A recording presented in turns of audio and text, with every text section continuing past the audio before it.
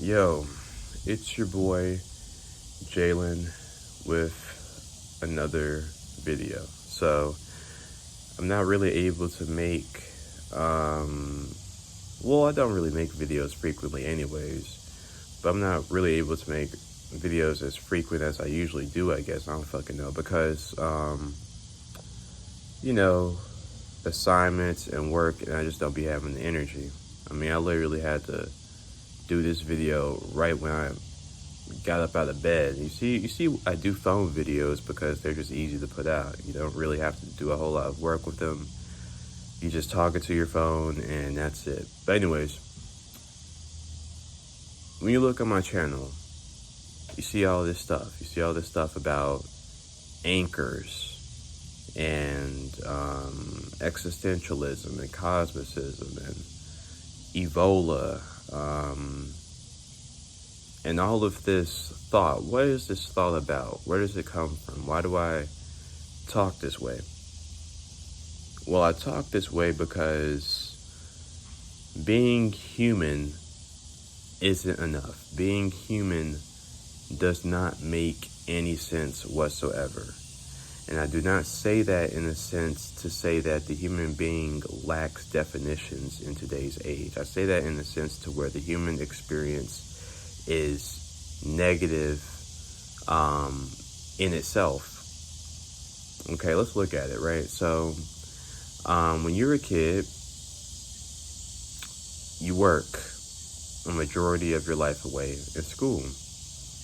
Then when you're in college, when you're at the peak of bodily function, you work still, you work through college. You work through the workforce. You work through trade school. So you're still working. 30s, 40s, you're still working. And then in your 60s, 70s, and 80s, you get to retire and have fun. But by then, your body is at its weakest. So your body isn't really in a condition to enjoy the amount of fun that, it could potentially have if it was much younger. And, there's no guarantee that, at the end of the tunnel, things are going to be happy for you. Things are going to be gravy for you. You could just be the person that's alone. You could just be the person that's resigned with somebody that you completely despise. You could be the person that, sure, you've retired or whatever, but you have like a physical health condition. You might have a tumor or something, or your blood pressure's fucked up. You don't know. And this is the human experience. And then on top of that, it seems that human personality, and I'm saying this, but it's just an opinion, so I don't want people to think that I'm expressing this as a fact. But, I work in customer service, so of course, when you work in customer service, you encounter personalities.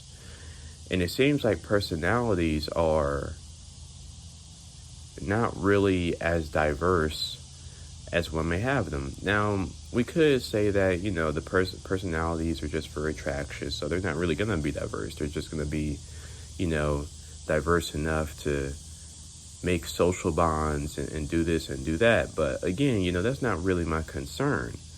My concern is, are we stepping out of the bubble? Are we evolving? Are we sort of getting out of being like a Homo sapien? Or are we still stuck inside the bubble? And when I encounter people, it seems like everybody is just still in the bubble. Everybody thinks the same, talks the same, feels the same, does the same shit. They either do the same stuff or they do more deplorable stuff. Of course, there's good apples out there, but, again, there's good apples out there. The majority of, the stock and the seed of apples is fucked up, or, again, they're all too similar to, be important or be relevant.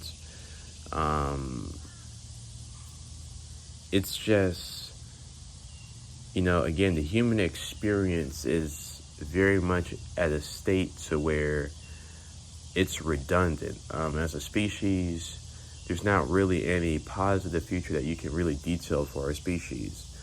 You know, the climate is getting worse. Mentally, we're fucked up. We're getting worse mentally. When it comes down to war, we still don't know how to stop fighting each other. Things are just on the decline. And the positive thing that you can really detail about the future, which a lot of people talk about, is AI. The thing with AI is AI sort of shows us how flawed our humanity is, because it can do everything that, you know, our humanity deems us to do, but it can do those things a lot faster, and it can do those things a lot more proficiently. So AI, technology, computing, it's just showed us that we're not really needed. We're not really important. You know, what we do isn't special. And, you know, a lot of people want to go into the transhumanism, but again, all transhumanism is going to do is just make your human capabilities better. It's not going to give you anything. It's not gonna give you any new experiences that can make life interesting. You know, look, you know, I have a robotic arm. Well, you know, everybody has arms. Look, you know, I can solve these equations a lot faster. Okay, you can solve them a lot faster, but it's still the same old equation, still the same old stuff. So, being a human, it just is completely and utterly boring and depressing in the modern era. And, you know, at this point, the only thing that really could take us out of this is either for, you know, nature to evolve us, or, you know, if a God with consciousness does exist, it would have taken us out of this by now, right? Because it's just gone on for way too long. If this is an experiment by a creator, then, you know, it's played out. It doesn't need to continue that much longer. If this is an experiment by nature, again, it's played out. You know, you can, you know, either, you know, if this is nature, then, you know, either evolve us into another life form, or, you know, if our life is, you know, not very positive for the planet anymore, which it obviously is, then just kill us off and use our life fuel and energy and all that other sorts of stuff for some biological life form that can have an interesting and meaningful existence besides ourselves. But just to do this crap where billions of people are just living boring lives over and over again, and just deciding that that is how conscious life on this planet should function. Just doing that doesn't make any sense. I don't really get that, right? And, you know, that's it.